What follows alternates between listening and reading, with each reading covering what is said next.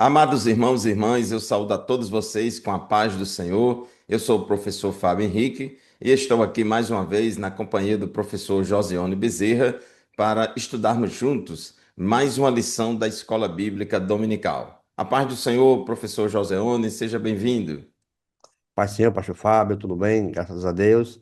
E Amém. encerrando mais um trimestre em nome de Jesus. É verdade, meus irmãos. Hoje nós vamos estudar a lição 13 deste primeiro trimestre do ano de 2026 da classe de adultos, lições bíblicas da classe de adultos. Lição 13, a última lição deste trimestre, que será estudada no dia 29 de março de 2026. A lição de hoje tem como título A Trindade Santa e a Igreja de Cristo. O textuário da nossa lição se encontra em Mateus 28:19, que diz: Portanto, ide, ensinai todas as nações, batizando-as em nome do Pai, do Filho e do Espírito Santo. E a verdade prática declara: a redenção da igreja é uma obra conjunta da Trindade. O Pai elege, o Filho redime e o Espírito santifica, sustentando a fé e a missão da igreja no mundo. Meus irmãos, o EBD em Síntese Podcast está apenas começando. O EBD em Síntese Podcast é um podcast de responsabilidade do DENEC, Departamento de Ensino e Educação Cristã da Assembleia de Deus no estado do Rio Grande do Norte. Professor Joseone, onde está a nossa leitura bíblica em classe e quais são os objetivos da nossa lição de hoje? Nossa leitura bíblica em classe se encontra em duas cartas, em dois livros. 2 Coríntios, capítulo 13, versículos do 11 ao versículo 13, e também na carta de 1 Pedro, no capítulo 1, versículos 2 e versículos de número 3. Interessante, pastor Fábio, que nossos objetivos estão bem interessantes. Nosso objetivo um é mostrar a atuação do Espírito Santo, do Filho e do Espírito no plano redentor. Olha como é interessante. Nosso objetivo 2 é explicar que a comunhão da igreja só é possível pela ação trinitária. Outro ponto importante. E o 3 é destacar que a missão da igreja é o fruto do envio e capacitação da Trindade. Muito interessante os três objetivos da nossa lição. É verdade, professor. Meus irmãos, temos estudado ao longo desse trimestre, hoje é a última lição deste trimestre. Temos aprendido muita coisa sobre a doutrina da Trindade, e a Trindade, de fato, é a base da fé cristã e o fundamento da vida e missão da igreja, porque Pai, Filho e Espírito Santo atuam em perfeita unidade na eleição, redenção, santificação e envio da igreja ao mundo. Nesta lição de hoje, lição de número 13, veremos como a igreja nasce, cresce e cumpre sua missão pela comunhão com Deus triuno, porque a igreja é trinitária em sua origem e essência, e nós, como membros do corpo de Cristo, devemos viver em comunhão com o Pai, permanecer em Cristo e andar no Espírito. Professor Joseone, a Trindade e o plano redentor. Tópico 1.1, eleitos segundo a presciência do Pai. O que é que podemos comentar a respeito deste tópico? Pastor Fábio, sabemos que a igreja, Deus elegeu ela desde a eternidade, isso é fato, que o nome que o autor da lição ele nos traz é prognóstico, que ele previu, ou ele conheceu antecipadamente e já elegeu a igreja e apresentou ela como um ato eterno de Deus. Isso que é interessante. Pedro, quando ele menciona lá, está até na nossa leitura bíblica, na sua primeira carta, versículo 2, ele diz: segundo a presciência de Deus Pai, pela santificação do Espírito para obedecer. Então, esse é um fundamento: obedecer e participar das bênçãos da aspersão e do seu sangue. Graça e paz vos sejam concedida em abundância. Então, essa é a missão da igreja desde a eternidade, que ela obedeça aos caminhos do Senhor. Também Paulo escrevendo aos Efésios, no capítulo 1, versículo 4, ele diz que nele ele escolheu antes da fundação do mundo. Então, o propósito da igreja é esse, que o Senhor conheceu antes da fundação do mundo, para que a igreja obedecesse os seus caminhos. Esse é o ponto fundamental da nossa lição. O termo que o autor traz é prognóstico, como presciência, mas no termo que se refere aqui é prognose. Ainda eu tenho que continuar, é uma ação contínua em obediência a Cristo. Meus irmãos, esse versículo fala sobre essa questão de eleição, presciência de Deus. Nós, como nós na Assembleia de Deus, seguimos a linha soteriológica arminiana e não Isso. calvinista. Na linha teológica reformada calvinista, eles acreditam, né, na eleição e predestinação de indivíduos, mas nós entendemos, segundo a palavra de Deus, que a eleição e a predestinação é de um povo.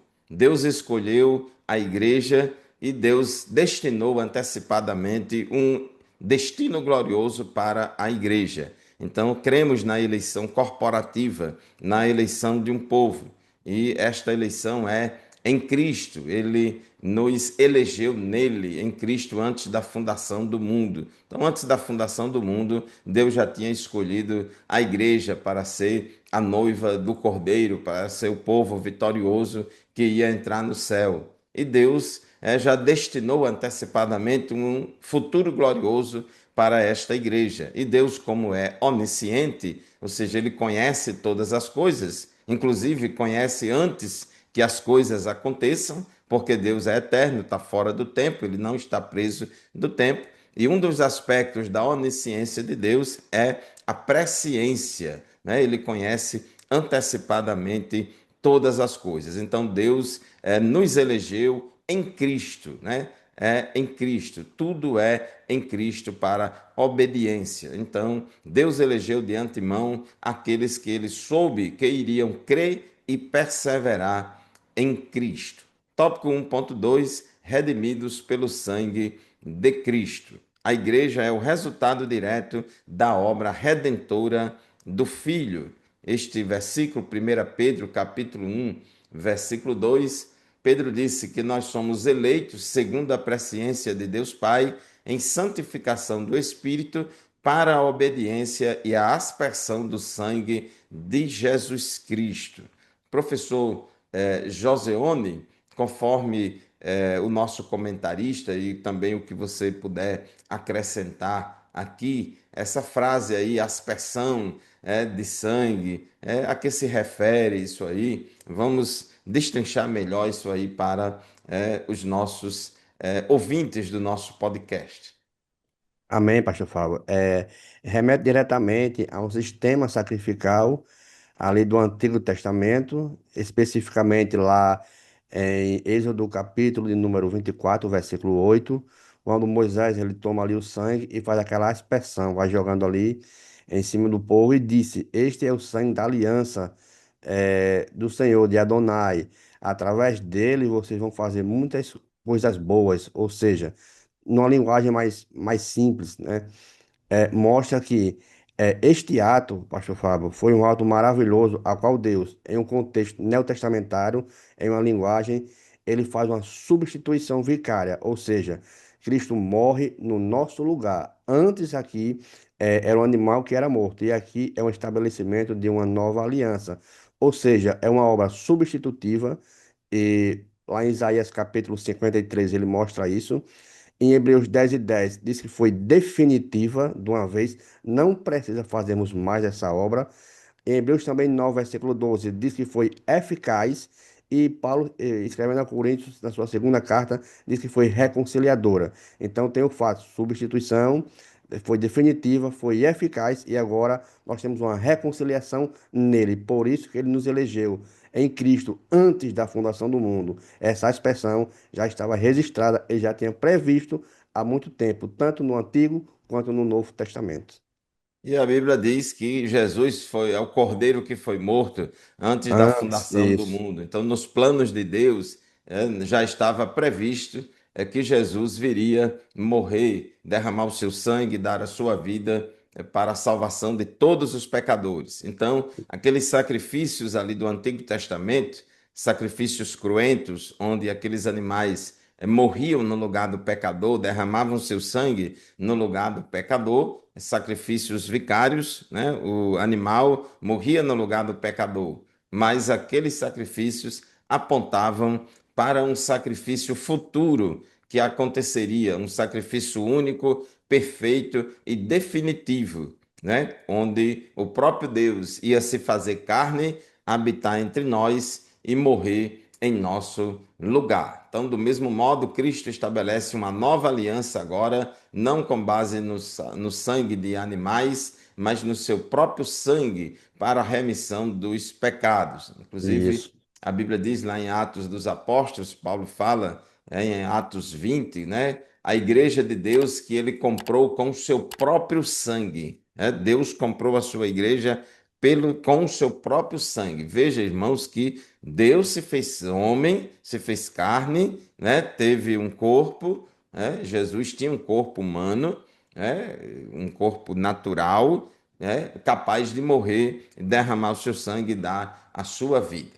E como ele era santo, ele era puro, o sacrifício de Jesus foi capaz de expiar os pecados de toda a humanidade de uma vez por todas. O escritor aos Hebreus, no capítulo 9, no versículo 13 ao 15, ele diz: Portanto, se o sangue de bodes e de touros e a cinza de uma novilha, aspergidos sobre os contaminados, os santificam quanto à purificação da carne, muito mais o sangue de Cristo, que pelo Espírito eterno a si mesmo ofereceu sem mácula a Deus, purificará a nossa consciência de obras mortas para servirmos ao Deus vivo.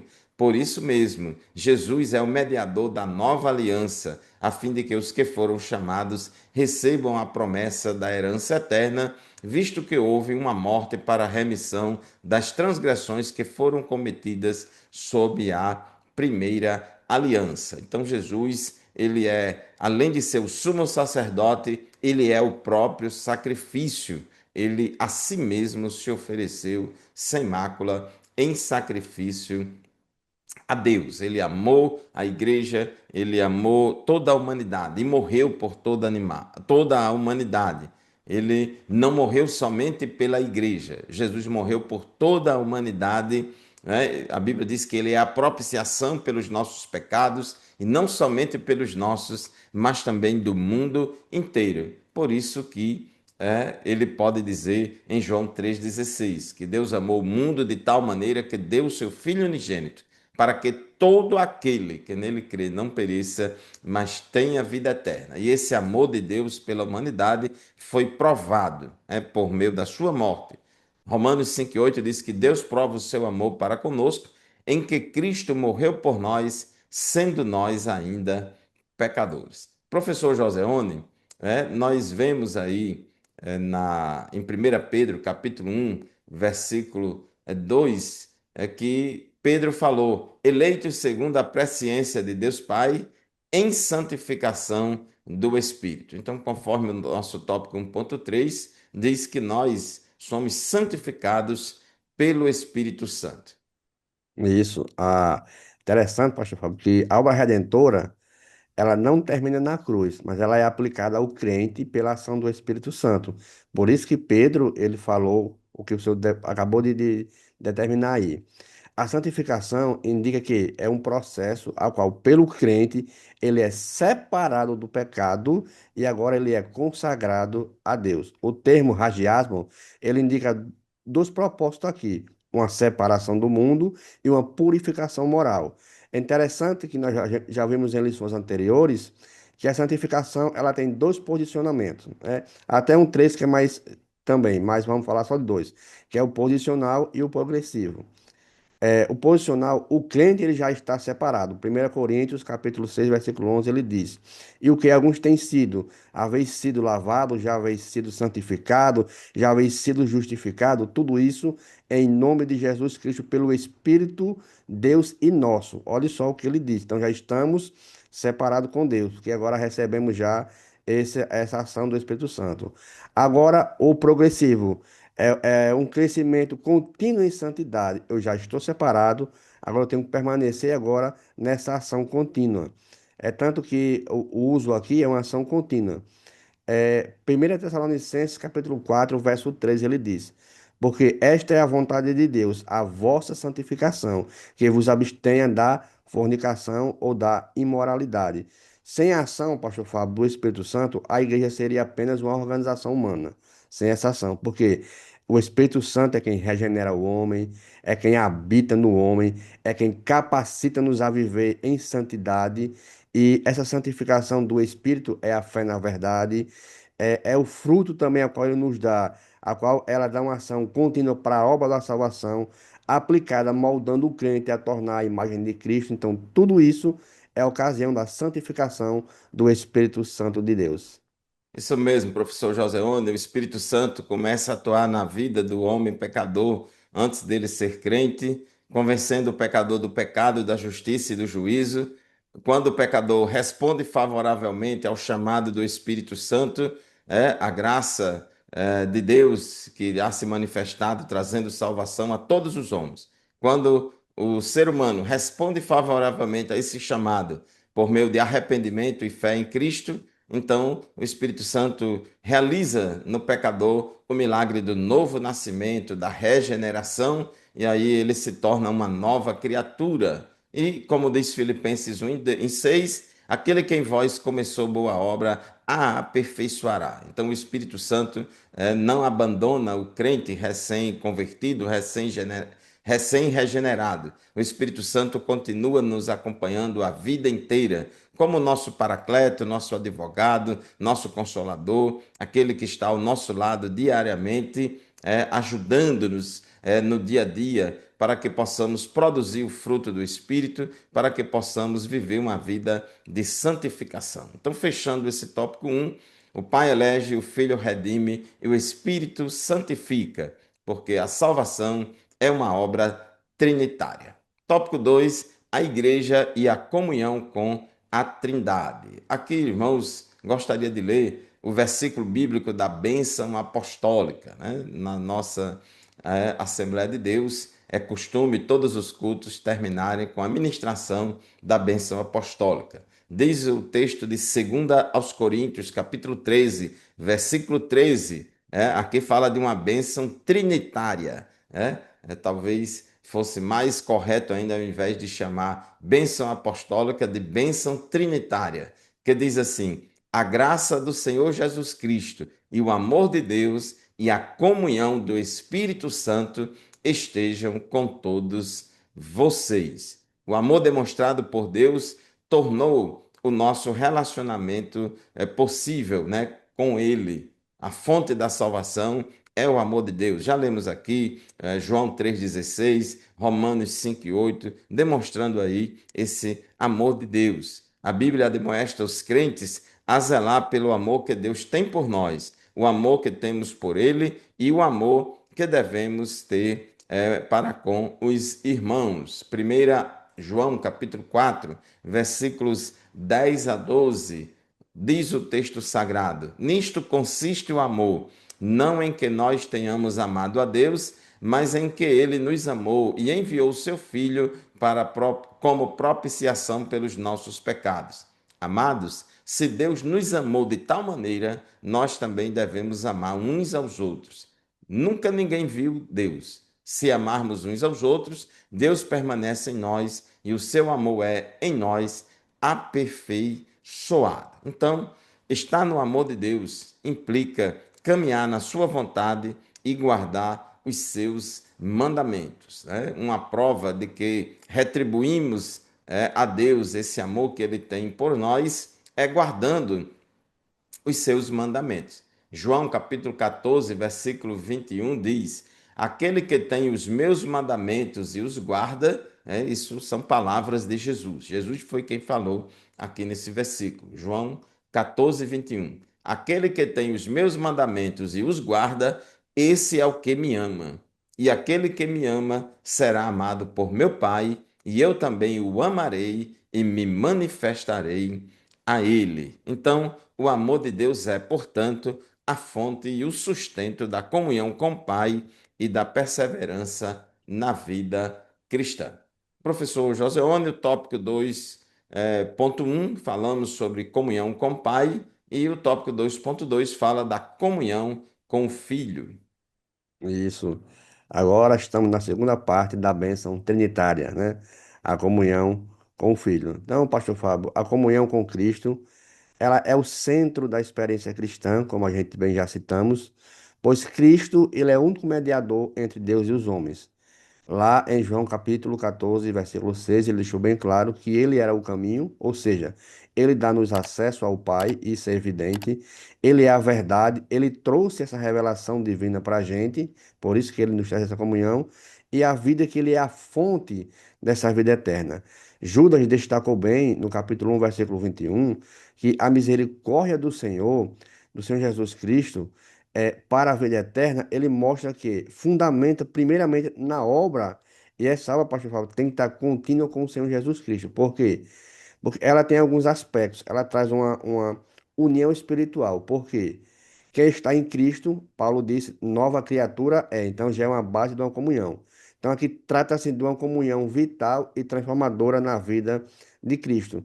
Se a gente observar 1 João, capítulo 5, versículos 11 e 12, ele diz: o testemunho é esse, que Deus nos deu aí, vida eterna, e esta vida em seu Filho, já é a comunhão.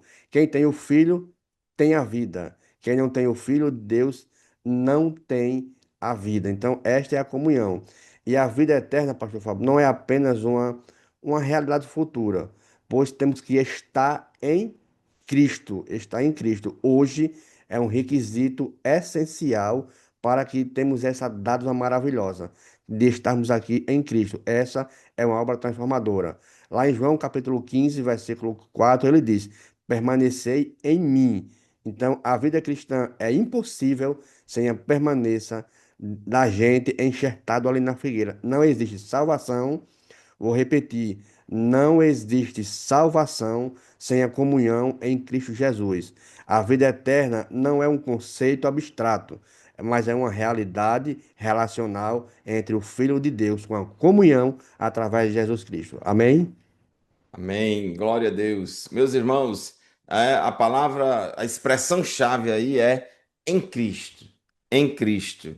Em Cristo você tem tudo. Sem Cristo não tem nada. Estar em Cristo é uma condição sine qua non, sem a qual não terá salvação. Por isso que Jesus disse em João 14,6: eu sou o caminho, a verdade e a vida, e ninguém vem ao Pai senão por mim. E com relação à eleição, Jesus não elegeu crentes individualmente. Jesus não elegeu CPFs individualmente. Jesus elegeu a igreja. A igreja é o conjunto das pessoas fiéis a Deus que estão em Cristo, que permanece em Cristo. Por isso que Efésios 1:4, né, que fala da eleição, né, antes da fundação do mundo, diz que ele, Deus Pai, nos elegeu em Cristo. Foi em Cristo, nele, Cristo. A eleição é em Cristo. Glórias ao nome de Jesus. Tópico 2.3, a comunhão com o Espírito. Ela é um aspecto vital, né, da comunhão cristã.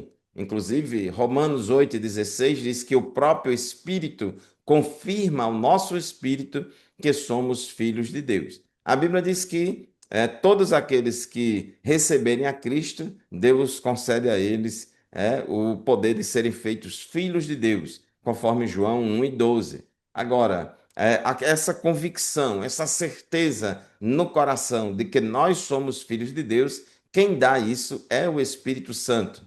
Né? Não é um mero convencimento intelectual e cognitivo apenas, mas é uma certeza e convicção dada pelo Espírito Santo que testifica com o nosso espírito que somos filhos de Deus. De modo, meus irmãos, que a vida espiritual genuína não é possível sem a ação do Espírito Santo na nossa vida. Ele é o nosso paracleto, nosso advogado, nosso consolador, quem nos guia em toda a verdade, quem nos orienta, quem nos esclarece. Por isso que a Bíblia diz que a gente deve ser guiado pelo Espírito, devemos andar no Espírito e viver no Espírito. A oração no Espírito não se resume a palavras, mas expressa intimidade ativa e dependente da direção divina. Romanos capítulo 8, versículos 26 e 27 fala sobre essa intimidade aí do crente com o Espírito Santo e ele diz que da mesma maneira também o Espírito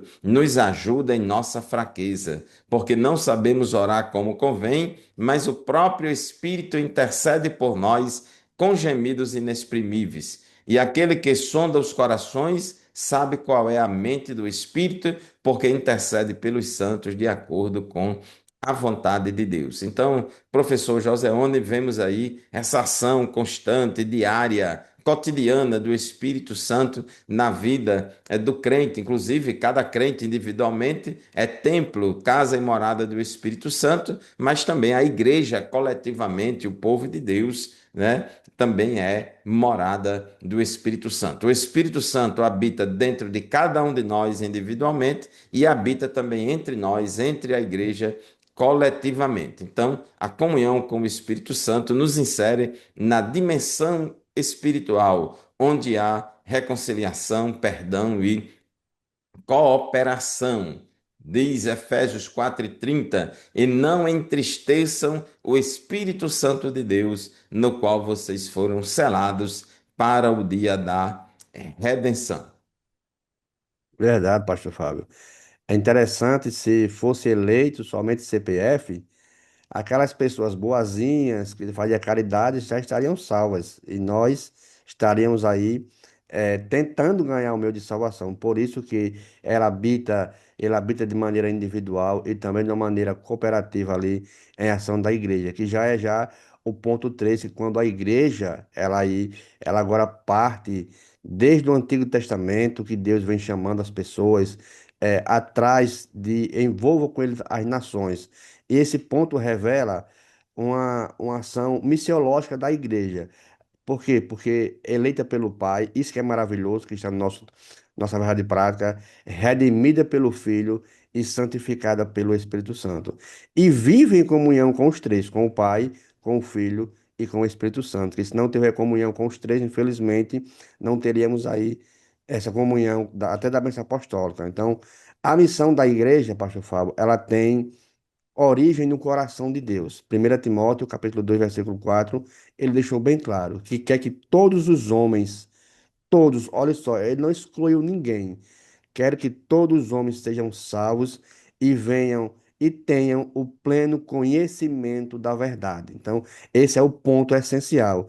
É tanto que lá em Tito 2:11 ele diz que a graça de Deus, ela se manifestou trazendo salvação a todos os homens. Então, esta comunhão eu tenho que aceitar, como o Senhor frisou no texto anterior. Vemos claramente o desejo de Deus aqui é que ele é universal, que abrange todos os homens, que é essa comunhão com todas as pessoas. A origem disso aí, Efésios 1:4, como já foi bastante lido, ele elegeu esse plano antes da fundação do mundo, e a missão não é só a reação ao pecado, mas é uma parte do propósito eterno de Deus. Então, ele elegeu já desde de fundar o mundo, ele já decretou esse plano de salvação para toda a humanidade. Como você já leu, é, João 3,16, esse plano maravilhoso de enviar o seu filho é o instrumento justamente dessa graça divina. E após isso, nós temos que dar continuidade.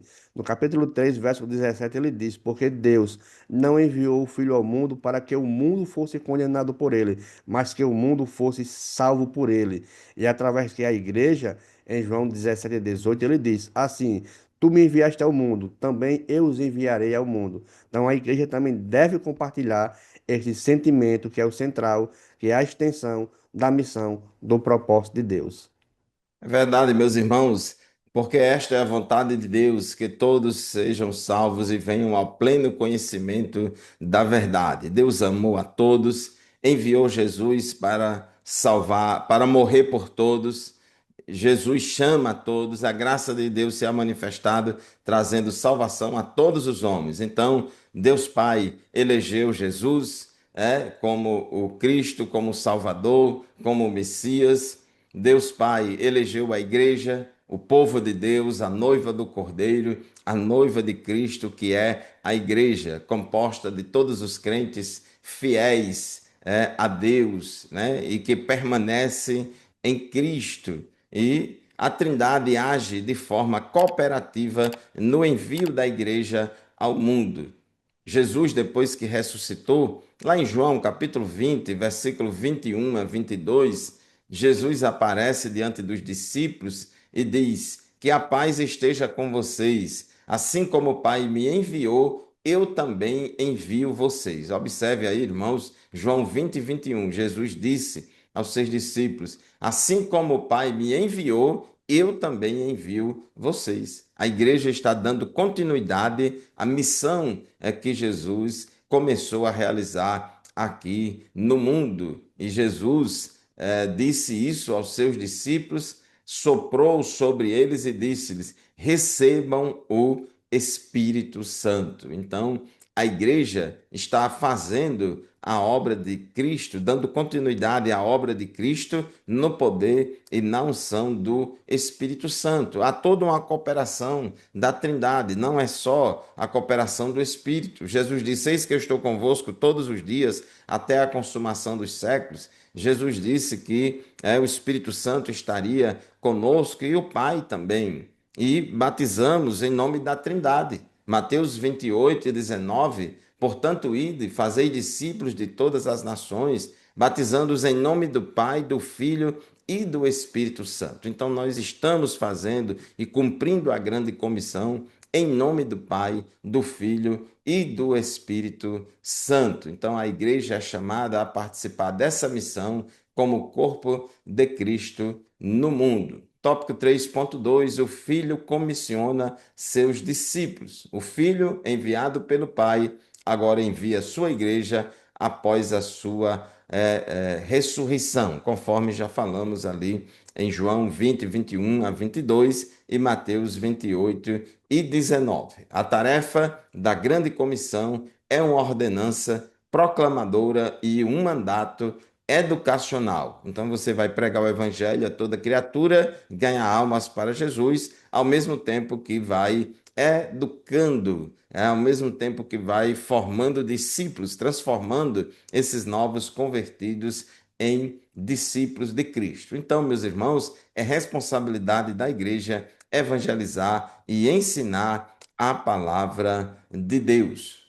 O batismo que Jesus ordenou que realizássemos, nós fazemos isso na autoridade do nome de Jesus, porque Jesus nos ordenou, conforme Atos 2:38, Mateus 28 e 19, mas a fórmula batismal, ela é trinitária, em nome do Pai, do Filho e do Espírito Santo. E essa fórmula batismal trinitária não é apenas uma liturgia, mas também uma confissão pública da fé na obra redentora da Trindade. Professor Joseone, o último subtópico da nossa lição, subtópico aqui, 3.3, fala sobre a capacitação do Espírito na vida do crente e da igreja. Então, somos enviados pelo Pai, pelo Filho, pelo Espírito Santo, mas nós não saímos por aí pregando o Evangelho, fazendo discípulo, assim, sem nada, sem uma Isso. ajuda de Deus, sem uma capacitação sobrenatural, não é isso? Isso é até impossível, porque a missão da igreja, pastor Fábio, ela não pode ser realizada sem essa capacitação. Essa capacitação é notório lá em Atos 1:18, 1:8, a qual Jesus disse que essa capacitação seria uma habilidade maravilhosa concedida pelo Espírito Santo com a palavra dinamis, né? E é interessante, pastor Fábio, que a missão da igreja, ela só pode ser realizada por esse poder maravilhoso. Jesus, em Lucas 24:49, ele diz aos seus discípulos, ele ordena: olha, vocês não se ausentem de Jerusalém, até que do alto vocês sejam capacitados, sejam revestidos de poder. Então, o próprio Jesus Cristo, ele dá essa ordem que eles não se ausentassem. Então, sem essa ação do Espírito Santo, os discípulos sairiam sem fazer nada. Por isso que Jesus, ele ordena. Em Atos, vemos que o Espírito Santo, eles tanto separavam as pessoas para o envio, como ele enviava para o sustento missionário, e servindo ali a cada um. E essa capacitação espiritual, pastor Fábio, concede ali ao crente um poder que só sabe o crente que ele sabe que é sobrenatural. E não se trata apenas de uma habilidade humana, que isso seria impossível, seremos mortos sem exercitar o poder do Espírito Santo. Sem contar que eles também nos dá direção. Lá em Atos capítulo 13 versículo 2 ele separa dois missionários ali para dois propósitos maravilhosos. Então, se fosse uma condição humana, o homem seria incapaz de discernir esses dois sentidos, somente pelo Espírito Santo. E também ele impede ali e direciona caminhos. Lá em Atos capítulo 16 versículos 6 e 7 ele diz, olha, e passando pela Frígia e pela província da Galácia, foram impedidos, olha, por quem? Pelo Espírito Santo. Então, ele também impede as pessoas a realizarem algo. E quando chegaram ali em Mísia, eles tentaram ir a Betânia, mas o Espírito não lhe permitiu. Então, pastor Fábio, mais uma vez, a missão da igreja não pode ser realizada sem essa capacitação do Espírito Santo. E isso já é para as pessoas que são regeneradas, que já aceitaram Cristo como Senhor e Salvador das suas vidas. Lá em Paulo, lá em João, capítulo 14, verso 16, Jesus diz: é um espírito que o mundo não vê nem o conhece, só conhece aquele que teve verdadeiramente o encontro com Cristo. Isso mesmo, professor Joseone. Meus irmãos, gostaria de enfatizar algo que o professor Joseone disse aqui no início dessa última fala dele. É impossível cumprir a grande comissão sem esta unção carismática, capacitadora do Espírito de Deus na nossa vida. A missão da igreja é muito grande, muito desafiadora, ir por todo mundo, pregar o evangelho a toda criatura, fazer discípulos de todas as nações. Sem uma capacitação sobrenatural do Espírito Santo, não conseguiremos cumprir essa missão dada por Deus à sua igreja. Por isso que o Espírito Santo está conosco no dia a dia, ajudando a igreja, separando, revelando, orientando e capacitando-nos para fazer a obra de Deus com mais eficiência. Meus irmãos, concluindo a nossa lição de hoje, né? Lição de número 13, a última lição do trimestre, a Trindade Santa e a Igreja de Cristo.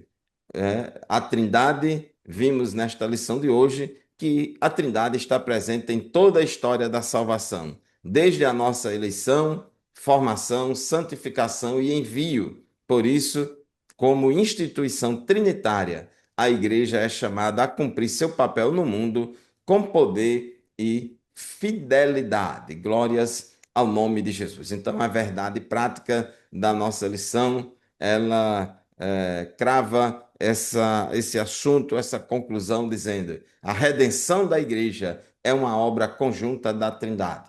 Pai elege, o Filho redime e o Espírito santifica, sustentando a fé e a missão da igreja no mundo.